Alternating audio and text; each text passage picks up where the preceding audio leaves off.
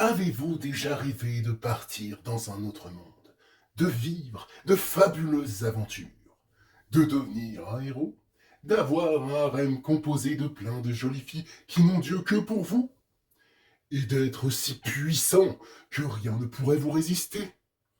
Si c'est le cas, sachez que vous n'êtes pas seul, et que le héros de cette histoire était comme vous avant que son vœu ne soit exaucé. Mais avant tout, commençons par les présentations. Je n'ai pas vraiment de nom à proprement parler, mais si vous deviez me nommer, faites-le sous l'appellation de Chaos. Je suis l'incarnation même du chaos et du désordre, et ce, à travers tous les univers possibles et imaginables. Et je serai celui qui va vous accompagner tout le long de ce récit. Mon petit jeu préféré, c'est de mettre le bazar dans un monde et de regarder tranquillement le spectacle de là où je suis sans intervenir. Après avoir semé la graine du chaos, je regarde le joyeux bordel que j'ai créé comme si c'était une série télévisée. Mais bon, vous savez ce que c'est, au fil du temps, à force de voir les mêmes choses, on se lasse et je recommence encore et encore. Et cette histoire commence durant un des moments où je commençais à m'ennuyer. Je me demandais quel allait être mon nouveau divertissement quand j'eus un éclair d'inspiration. J'avais envie de regarder quelque chose de type Apocalypse Zombie. J'ai donc regardé dans les mondes où ce genre d'événement était survenu, que ce soit de mon fait ou non, et j'ai trouvé un monde où une infection s'était propagée et perdurait depuis au moins un bon siècle. Autant dire qu'un statu quo avait su se placer. Les survivants ayant trouvé des techniques pour s'adapter à l'infection, et les infectés ayant cessé d'évoluer. Et je pense qu'il est temps de mettre un coup de pied dans la fourmilière. J'ai donc envoyé dans ce monde une personne que j'ai choisie, en espérant ne pas être déçu du spectacle. Qui était cette personne? Eh bien, je vais vous la présenter. Celui que j'ai choisi pour être ma graine du chaos se nommait Light Raymore.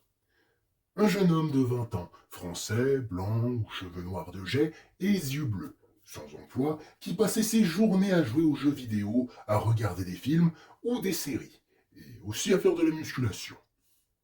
Eh oui, de la musculation. Je sais que ça semble étrange avec le reste, mais si je l'ai choisi, c'est à cause de sa lubie.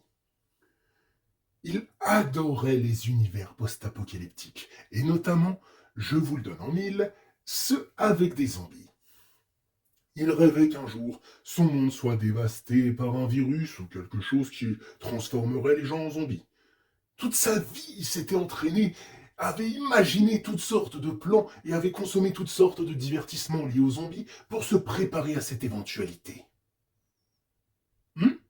Pourquoi désirait-il tant ça? Car il ne se sentait pas à sa place dans ce monde. Il avait l'impression d'étouffer, que le moindre de ses rêves n'était que chimère, que tout était trop compliqué ou insipide. Alors, il voulait que le monde devienne un monde qu'il pourrait comprendre, où il comprenait les règles, où il aurait enfin pu briller. Et moi, j'allais exaucer son plus grand souhait. Je l'ai donc enlevé à son monde pour le ramener chez moi, et, une fois arrivé, je lui ai fait les présentations de base. Après ça, je lui ai fait une proposition. Je pouvais l'envoyer dans le monde dont il a toujours rêvé. Au début, il était méfiant, me demandant même s'il y avait une embrouille derrière. Mais après que je lui ai expliqué que je faisais ça juste pour me divertir et qu'il ait pris quelques minutes à la réflexion, il finit par accepter, en me laissant néanmoins 3 conditions. J'ai aimé son culot, alors je l'ai écouté. Et il souhaitait que j'efface toute trace de son existence dans son ancien monde pour éviter que ses proches ne souffrent de sa disparition, que je ne lui donne aucune information sur le monde où j'allais l'envoyer, car il voulait tout découvrir par lui-même et que je ne lui donne aucune capacité ou super pouvoir, car il ne voulait pas que les choses deviennent trop faciles. À part pour la première chose, ça me faisait du boulot au moins, avant de pouvoir profiter de mon futur divertissement. Alors j'ai accédé à ses requêtes, lui donnant quand même la compréhension de la langue de ce monde malgré tout. Le monde où je l'envoyais était relativement semblable au sien, mais il avait quand même des différences mineures. Enfin, vint le moment où je lui souhaita bonne chance et l'envoya dans son nouveau monde de rêve. Quelques secondes après avoir disparu de ma dimension, Light ouvrit les yeux. Il était allongé sur un toit et resta immobile quelques secondes, comme si il venait de se réveiller après avoir fait un rêve. Mais une fois qu'il se leva et qu'il regarda autour de lui, il réalisa que ça n'avait pas été un rêve. Il avait bien été transporté ailleurs, dans une ville qu'il ne connaissait pas. Il se trouvait sur le toit d'un bâtiment qui lui offrait une vue imprenable sur la ville, qui était gigantesque, entourée de vieux remparts en pierre d'une dizaine de mètres de hauteur. Pour lui, ça devait être une ville du genre de Carcassonne, une ville fortifiée. Et en observant la ville, il se rendit compte de plusieurs choses. Déjà, le bruit. Un silence quasi parfait régnait. Pas de bruit de voiture, de transport en commun, ou de passants, ou d'enfants. Et en regardant dans la rue, au pied du bâtiment, il vit quelque chose qui lui offrit ses premiers frissons d'excitation. La nature semblait avoir repris ses droits. La majorité des véhicules qui se trouvaient dans la rue étaient soit renversés, soit placés aléatoirement, comme si une tempête était passée. Tout semblait vieux et en mauvais état. Néanmoins, pas d'infectés en vue. Il se disait que j'avais sûrement dû l'envoyer dans une zone relativement sûre. Alors que pas du tout. Quoi? Comment je sais ce qu'il pensait sur le moment? Sérieusement? Je suis une entité cosmique multiverselle, omnisciente et omnipotente, capable de voir le passé, le présent et le futur d'un monde et de ses habitants, pouvant même envoyer des gens dans un autre univers, et certains se demandent vraiment comment j'arrive à connaître les pensées d'un pauvre petit humain. C'est bon? Je peux continuer sans me faire interrompre une nouvelle fois? Merci. De fait, après avoir observé la rue, Light se mit à chercher les points d'intérêt de la ville. Et quelques minutes après avoir fait le tour du toit en observant les environs, il définit plusieurs zones. Le lieu où il se trouvait semblait être le quartier d'une ancienne cité, avec plein d'appartements, et un parc et les vestiges de ce qui devait être des écoles et des centres de loisirs non loin de lui. En voyant ça d'ailleurs, il pensa à plusieurs choses. Déjà, malgré son envie de faire partie d'un monde comme celui-ci, il se sentait désolé pour les enfants qui avaient dû subir cette épreuve.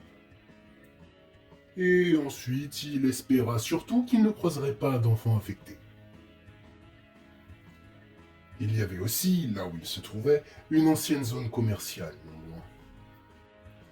Mais ce qui attira surtout son attention, c'était 4 grands immeubles qui devaient faire 8 étages qui se trouvaient à environ une dizaine de kilomètres de lui. Là où celui sur lequel il se trouvait devait faire à peu près moitié moins. Au bout d'un moment, il se décida finalement à quitter le toit et rentra dans le bâtiment par l'accès au toit dont la porte métallique avait visiblement été défoncée de l'intérieur. Il se demanda d'ailleurs si ceux qui en avaient été responsables étaient des survivants ou des infectés. Quoi qu'il en soit, il descendit prudemment les étages. L'intérieur du bâtiment était dans un état aussi déplorable que les rues. Des vitres brisées, dont des branches d'arbres passaient à travers, les murs recouverts de fissures ou des traces en tout genre. Le sol poussiéreux, il y avait même des morceaux de sol ou de murs qui s'étaient effondrés pour on ne sait quelle raison.